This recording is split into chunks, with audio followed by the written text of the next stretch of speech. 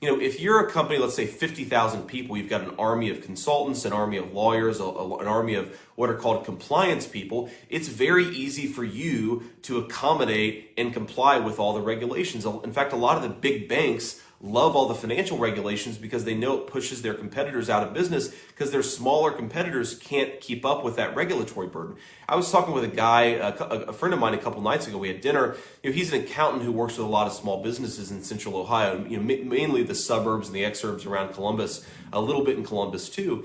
And the thing that he was telling me is that the crazy thing is when the tax code changes, or when new regulations are put in place or old regulations are taken away, his clients are companies typically with 5 employees, maybe up to 50 employees. They're pretty small businesses, and they just do not have the manpower to comply with all this stuff, to even keep track of all the changes and to make sure they're doing the right thing. Of course, our businesses, they want to follow the law, but when the law changes so quickly and there's so much additional information you have to deal with, and you've only got 5 or so people to deal with it, and of course, most of those people are working on the core parts of your business, it just creates a massive advantage for these big companies.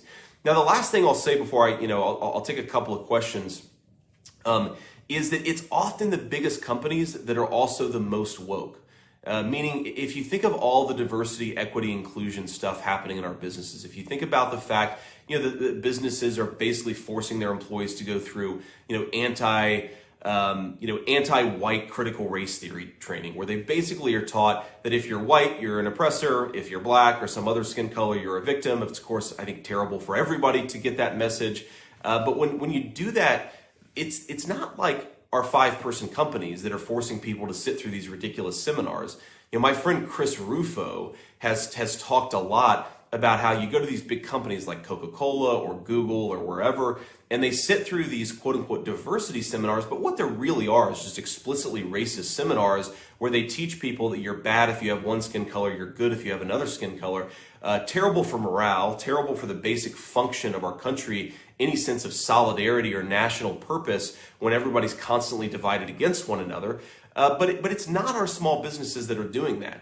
So in this weird way, while it's economically bad and I think unfair to give our biggest multinational corporations tax breaks that our small businesses don't get, it's in some ways, it's empowering the worst sectors of our society because it's empowering all of these ridiculous companies that focus on dividing us apart, tearing us apart from one another, instead of making a good product, building a good business, and employing good middle-class Ohioans and other Americans in the process.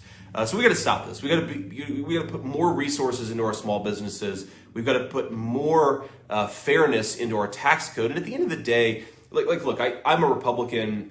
I know Republicans love to talk about low taxes. We've got to be honest about when we say low taxes for whom? I do not want to cut the taxes of Amazon, Facebook, Apple, and Google. Hell, I'd probably like to raise their taxes. But I want to cut taxes on middle-class Ohioans. I want to cut taxes on the small and medium-sized businesses that employ those Ohioans. I want to make the tax code work